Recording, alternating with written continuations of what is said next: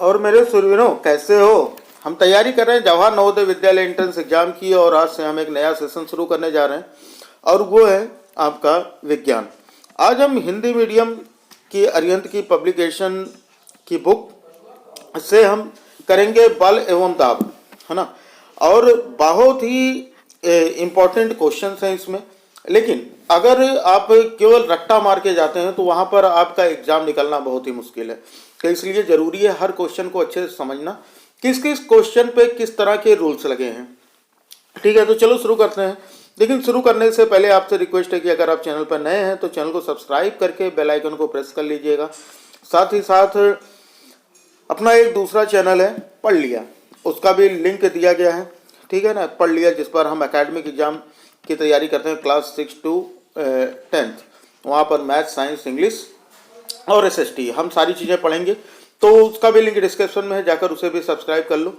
आज हम इस क्लास में हम 10 क्वेश्चन सॉल्व करेंगे और उन 10 क्वेश्चंस के आप आंसर, अगर आपको पता होगा तो आप आंसर कमेंट बॉक्स में दीजिएगा। और साथ ही साथ मैं आपको उस सारे क्वेश्चन के एक्सप्लेनेशन बताऊंगा। आज 10 क्वेश्चन होंगे, ठीक है ना। और 10 क्वेश्चन का जो टारगेट है वो 100 लाइक्स का है। अगर 100 लाइक्स इस वीडियो पे कंप्लीट हुए तब इसका सेकंड पार्ट आएगा, अदरवाइज आपके हाथ में है, फिर कुछ और पढ़ेंगे, ठीक है ना। तो चलो फिर हम शुरू करते हैं। तो पढ़ लिया भी, सब्सक्राइब कर लिया होगा और यहाँ बेल आइकन आपने प्रेस कर लिया होगा, क्योंकि अगर मैं कुछ मेहनत करता हूँ तो मेरी मेहनत का भी थोड़ा रिवार्ड तो मिलना चाहिए। और उसके लिए केवल आपको कुछ नहीं करना है, केवल आपको थंब लाइक जो बटन है ना, थंब अप्स वाले को, उसको प्रेस कर देना है और 100+ लाइक्स इस वीडियो पर आपको कंप्लीट करना है। जैसे ही इस पर 101 लाइक्स कंप्लीट होंगे, इसके आगे 11 to 20 का भी पार्ट आ जाएगा। तो चलो बच्चा, हम शुरू करते हैं। पहला क्वेश्चन, सबसे पहला क्वेश्चन दिया गया है कि बल की इकाई क्या है। क्वेश्चन देख लो, बल की CGS इकाई क्या है। CGS का मतलब क्या होता है? CGS का मतलब होता है C का मतलब होता है सेंटीमीटर, G का मतलब होता है ग्राम और S का मतलब होता है सेकंड, ठीक है। सेंटीमीटर, ग्राम, सेकंड। अगर आपको बल की इकाई पता हो तो 2 यूनिट हमको पता है। क्या क्या पता है? एक तो हमें पता है MKS, मीटर किलोग्राम सेकंड, और दूसरा होता है CGS, ठीक है। मीटर किलोग्राम सेकंड में बल का मात्रक क्या होता है भाई? न्यूटन होता है। क्या होता है? न्यूटन ही तो होता है। तो अगर हम देखें तो MKS यूनिट में इसका मात्रक जो होता है, MKS पद्धति में इसका मात्रक होता है न्यूटन। और न्यूटन को हम क्या लिखते हैं? न्यूटन को हम लिखते हैं किलोग्राम मीटर पर सेकेंड स्क्वायर, ठीक है। और CGS यूनिट में इसका मात्रक होता है डाइन। क्या होता है? डाइन, ठीक है, डाइन। और इसको हम लिखते हैं ग्राम सेंटीमीटर पर सेकेंड स्क्वायर। ये दोनों चीजें याद रखिएगा, ठीक है ना। तो यानी CGS, बल की CGS इकाई क्या होगी? डाइन होगी। बात आ गई समझ में? तो MKS सिस्टम में इसको न्यूटन बोलते हैं। न्यूनट लिख दिया क्या मैंने?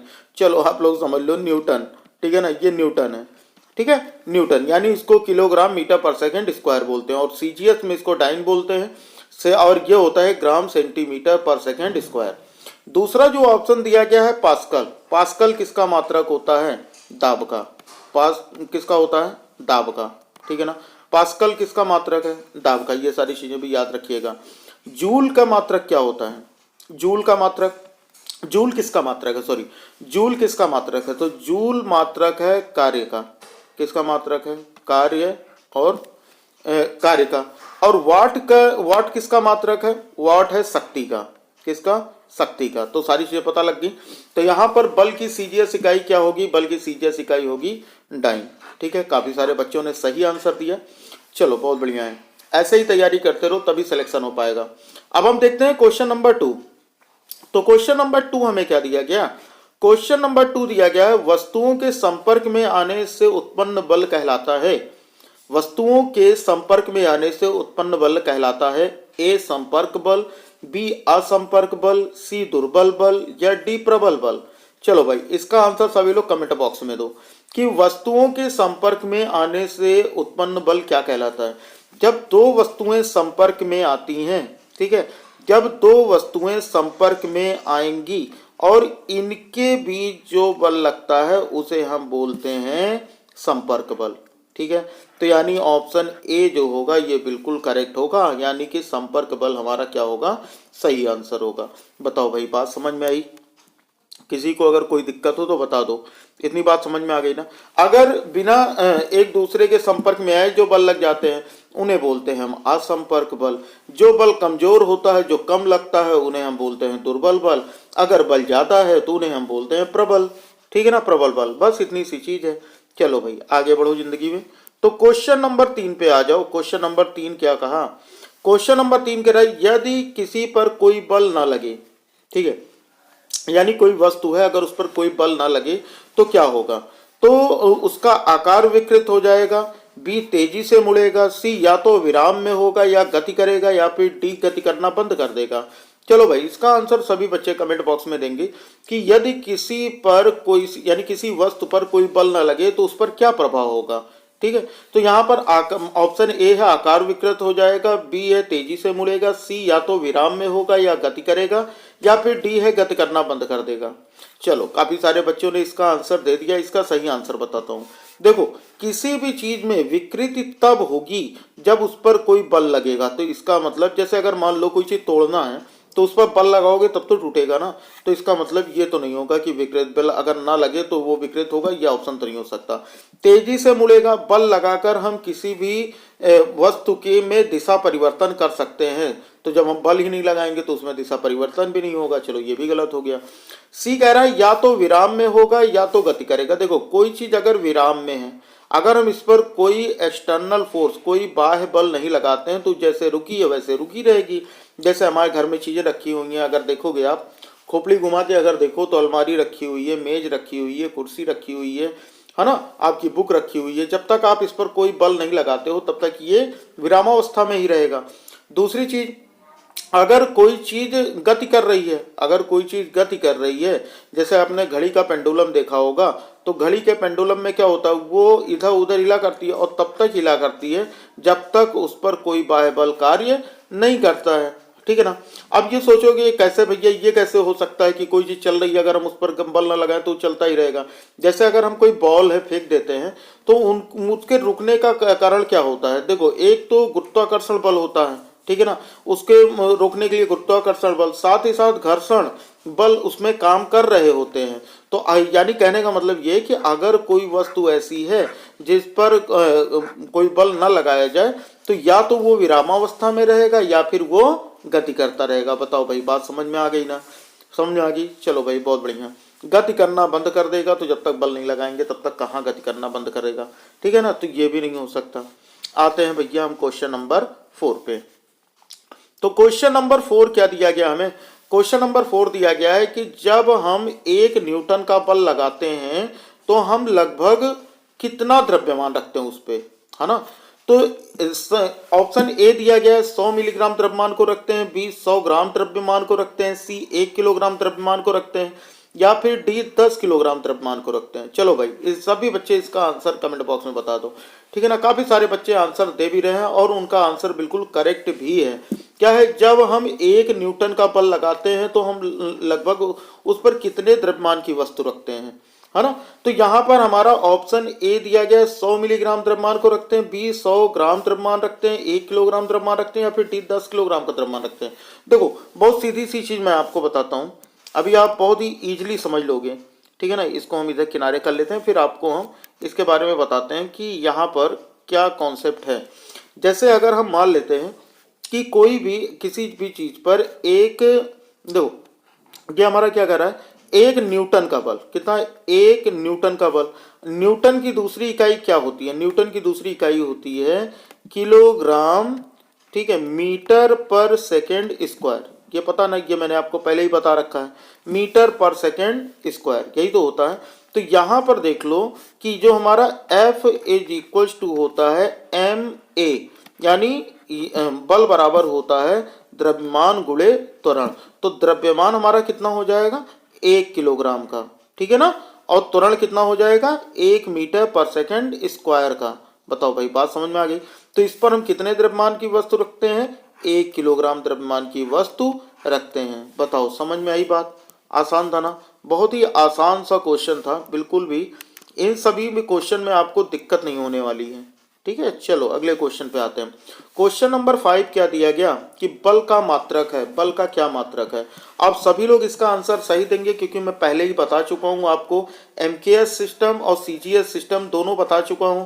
तो यहाँ बल का मात्रक क्या है, सभी लोग बताएंगे बल का मात्रक क्या होता है। अभी इसके जस्ट पहले मैंने बताया है ना, क्वेश्चन नंबर 4 में मैंने आपको बताया है। सभी लोग कमेंट बॉक्स में इसका आंसर देते रहो, बल का मात्रक क्या है ना, फोर्स की यूनिट क्या होती है, सभी लोग बताओ। ठीक है, तब तक मैं आपको थोड़ा सा बकवास कर लेता हूँ, है ना। बल का मात्रक जो होता है, बल बराबर क्या होता है? बल बराबर होता है द्रव्यमान गुणे त्वरण। ठीक है, तब तक आप लोग आंसर देते रहो, ठीक है, और मैं अपनी बकवास करता रहता हूँ। द्रव्यमान गुणे त्वरण, सभी लोग बकवास पे भी ध्यान देते रहना, ठीक है ना। द्रव्यमान गुणे त्वरण होता है कि नहीं होता? सभी लोग बताओ भाई। इतना सभी को पता है ना कि अगर हम बल देखें तो बल बराबर हमारा क्या होता है? बल बराबर होता है द्रव्यमान गुणे त्वरण। ठीक है, तो द्रव्यमान गुणे त्वरण होता है, तो यहाँ पर द्रव्यमान का मात्रक क्या होता है? द्रव्यमान का मात्रक होता है किलोग्राम, और त्वरण का मात्रक क्या होता है? मीटर पर सेकेंड स्क्वायर। यही तो होता है ना, मतलब ये हो जाएगा किलोग्राम, और ये हो जाएगा हमारा मीटर, और ये हो जाएगा पर यानी प्रति, और ये हो जाएगा सेकेंड का वर्ग। बताओ भाई, ये बात समझ में आई सभी को यहाँ से? तो यहाँ पर हमारी ये यूनिट बन जाती है जिसको हम बोलते हैं न्यूटन। क्या बोलते हैं? न्यूटन। तो इसका मतलब हमारा इसमें ऑप्शन कौन सा सही होगा? यानी हमारा ऑप्शन ए जो होगा ये बिल्कुल करेक्ट होगा। बताओ, सभी को समझ में आ गया? आ गया ना? चलो क्वेश्चन नंबर 6 पे आते हैं हम। क्वेश्चन नंबर 6 हमें क्या दिया गया है? क्वेश्चन नंबर 6 दिया गया है, एक पिंड स्थिर है। ठीक है, तो अगर स्थिर है तो उस पर क्या मतलब क्या होगा? अगर कोई वस्तु, कोई भी पिंड स्थिर है तो क्या होगा? देखो, पहला ऑप्शन दिया गया पिंड पर कोई बल नहीं लग रहा है, पिंड पर लगे सभी बलों का परिणामी बल शून्य है, सी है पिंड निर्वात में स्थित है, या फिर डी है पिंड पर लगे बल इसके संपर्क में नहीं है। बताओ भाई, अगर कोई पिंड स्थित है तो उसका स्थिर है तो उसका कारण क्या हो सकता है ना।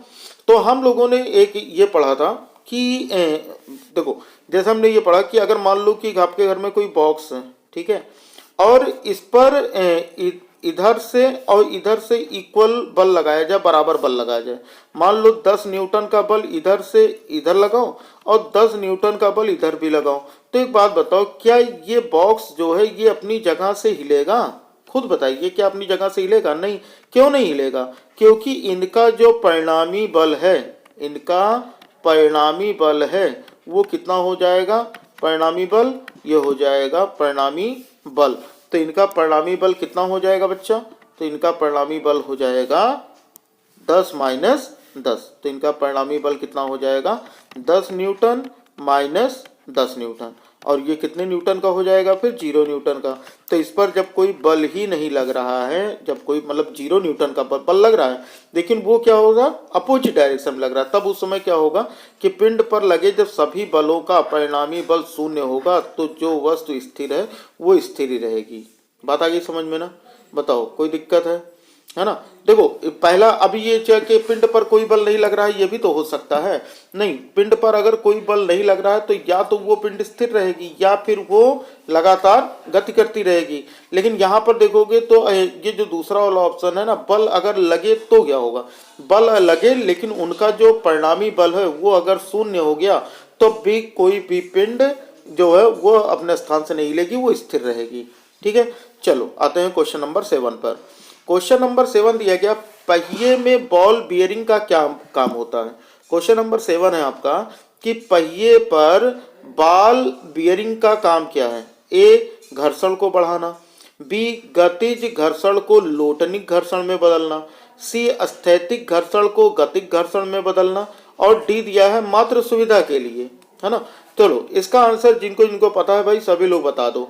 इसका आंसर क्या होगा कि पहिए में बॉल बियरिंग का क्या काम होता है? काफी सारे बच्चों ने पढ़ रखा है, उन्होंने बिल्कुल सही आंसर दिया, कुछ बच्चे अभी कंफ्यूज हैं, है ना। लेकिन समझो, पहिए में जो बॉल बियरिंग होती है, जो आपकी साइकिल में आपने देखा होगा छर्रे लगे रहते हैं ना, उसमें बेयरिंग लगी होती है जिस पर पहिया घूमता है हमारा, तो उसमें क्या करता है कि उसकी वजह से जो ये गतिज घर्षण होता है, ठीक, गतिज घर्षण को ये लोटनिक घर्षण में बदल देता है। मतलब कहने का मतलब ये काम को और आसान बना देता है, हम इसको बहुत ही आसानी से घुमा सकते हैं। तो यहाँ पर हमारा सातवें का बी ऑप्शन सही होगा।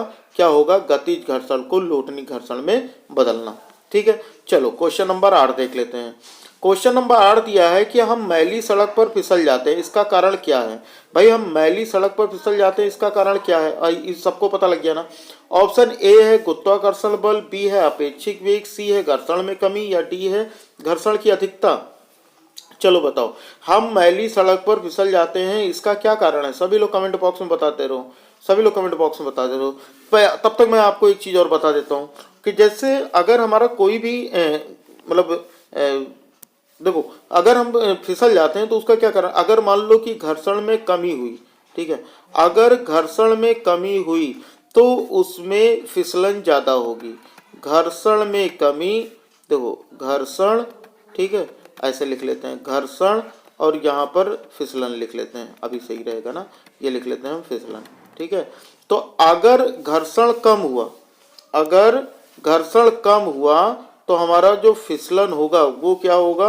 हमारा फिसलन जो होगा वो ज़्यादा होगा। ठीक है, घर्षण कम तो फिसलन ज़्यादा, घर्षण ज़्यादा तो फिसलन कम। बताओ समझ में आया? तो फिसलन कम। ठीक है, इसीलिए हम क्या करते हैं कि जैसे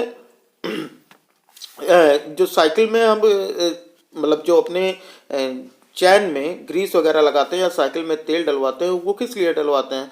ताकि उनकी घर्षण में कमी बनी रहे और हमारी साइकिल जो है वो बहुत ही स्मूथली चले।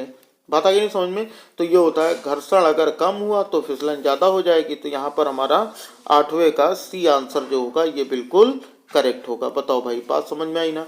किसी को अगर कोई दिक्कत हो तो अभी बता दो, ठीक है ना। चलो फिर हम आ जाते हैं अगला क्वेश्चन नंबर 9 पे। तो क्वेश्चन नंबर 9 हमारा क्या दिया गया? क्वेश्चन नंबर 9 दिया गया है कि प्रति एकांक क्षेत्रफल पर लगने वाले प्रलोद को कहते हैं, प्रति एकांक क्षेत्रफल पर लगने वाले प्रलोद को कहते हैं, क्या कहते हैं? ए क्षेत्रफल, बी ताप, सी आयतन, या डी दाब। तो देखो, और अच्छा चलो सभी लोग आंसर दो, पहले सभी लोग आंसर दो, देखते हैं कितने लोगों को आंसर पता है। क्या कह रहा है? प्रति एकांक क्षेत्रफल पर लगने वाले प्रलोद को कहते हैं ए क्षेत्रफल, बी ताप, सी आयतन, या फिर डी दाब। तो क्या कहते हैं? सभी लोग बताएंगे। तो यहाँ पर देखो काफी बच्चों ने आंसर सही दिया है। तो अगर ये हमारा प्रलोद होता है, ठीक है ना, प्रलोद, प्रलोद का मतलब यहाँ पर इसको बल भी कह सकते हो। ठीक है, प्रलोद को आप बल भी कह सकते हो। प्रलोद अगर एकांक क्षेत्रफल पर लगे, मतलब एक यूनिट क्षेत्रफल पर लगे, तो उसे हम क्या बोलते हैं? उसे हम बोलते हैं, क्षेत्रफल पर लगे उसे हम बोलते हैं दाब। ठीक है, अब अगर ये आ जाता है क्वेश्चन में कि दाब का मात्रक क्या है, ठीक है, आप आसानी से बता सकते हो दाब का मात्रक क्या है। अगला क्वेश्चन नंबर 10 इसी पर आधारित है कि दाब का मात्रक क्या होगा। अब यह समझ में आ गया ना, प्रति एकांक क्षेत्रफल पर लगने वाले प्रलोद को क्या कहते हैं? दाब कहते हैं। तो इसका मतलब यहाँ जो हमारा डी ऑप्शन है ये बिल्कुल क्या होगा बच्चा लोग? बिल्कुल करेक्ट होगा। समझ में आ गया? चलो आ जाते हैं क्वेश्चन नंबर 10 पे। तो क्वेश्चन नंबर 10 है दाब का मात्रक है। दाब का मात्रक क्या होगा ये बताओ। आपका ऑप्शन ए है न्यूटन पर मीटर, बी है मीटर क्यूब पर न्यूटन, ऑप्शन सी है न्यूटन पर मीटर क्यूब, या डी है न्यूटन पर मीटर स्क्वायर। चलो सभी लोग इसका आंसर दो। आपके सामने सूत्र लिखा हुआ है, आपके सामने फार्मूला लिखा हुआ है, इसी से आप बना सकते हो। देखो, एक तो हम यहाँ प्रलोद मैंने कहा कि प्रलोद आप बल को भी समझ सकते हो, ठीक है ना। प्रलोद का मतलब आप क्या समझ सकते हो? बल। तो अगर आप देखोगे बल यहाँ पर हम कह सकते हैं, तो बल का मात्रक क्या होता है? बल का मात्रक, चलो भाई सभी लोग बताओ। बल का ये जो बल होता है हमारा प्रलोद, है ना, तो बल का मात्रक क्या होता है? सभी लोग बताओगे, ठीक है। बल का मात्रक क्या होता है? न्यूटन होता है ना। तो यहाँ पर बल का जो मात्रक होता है ना, जब हम किसी चीज पर कोई दाब लगाते हैं तो बल का मात्रक होता है न्यूटन। कितना होता है? न्यूटन। कितना हो जाएगा? न्यूटन हो जाएगा। फिर प्रति लगा है तो प्रति लगा लो। एकांक क्षेत्रफल, और क्षेत्रफल का मात्रक क्या होता है? मीटर स्क्वायर, मतलब न्यूटन पर मीटर स्क्वायर। यानी कि हमारा जो ऑप्शन डी होगा ये क्या होगा? ये बिल्कुल करेक्ट आंसर होगा, ठीक है ना। तो तो ये समझ में आ गया सभी को समझ में आ गया होगा, हर एक क्वेश्चन समझ में आया होगा। अगर कोई प्रॉब्लम होगी तो आप हमारा व्हाट्सएप ग्रुप ज्वाइन कर सकते हो, लिंक डिस्क्रिप्शन में है, जाकर व्हाट्सएप पर वहाँ पर मुझे क्वेश्चन भेज देना, मैं वहाँ पर आपको उसका सॉल्यूशन बता दूंगा, ठीक है ना। लेकिन जब मुझे टाइम मिलेगा तब, तुरंत तो नहीं मिल पाएगा, लेकिन जैसे ही मैं देखूंगा मैसेज मैं आपको रिप्लाई जरूर करूंगा, ठीक है। तो इसके आगे के 10 क्वेश्चन अभी बाकी हैं, तो उसके लिए ये एक टारगेट है कि आपको जो लाइक्स का हमारा टारगेट है वो कंप्लीट करना है। और आज इस वीडियो पर लाइक्स का टारगेट है 100+ लाइक्स। अगर 100 जैसे ही 101 होगा, अगर आज आपने कंप्लीट कर दिया तो कल आपकी नेक्स्ट वीडियो इसकी 11 to 20 क्वेश्चन के एक्सप्लेनेशन की होगी, ठीक है बच्चा। तो चलो, उम्मीद करता हूँ कि आपको वीडियो अच्छी लगी होगी और आपने चैनल को सब्सक्राइब कर बेल आइकन को प्रेस कर लिया होगा, साथ ही साथ पढ़ लिया का लिंक भी डिस्क्रिप्शन में दिया है, उसको भी जाकर सब्सक्राइब कर लो, ठीक है ना, क्योंकि वहाँ पर हम 6 to 10 की सारा सिलेबस पढ़ने वाले हैं, NCERT, ठीक है। तो चलो बच्चा लोग, फिर पढ़ते रहो, मिलते हैं अगली क्लास में, तब तक के लिए जय हिंद, वंदे मातरम।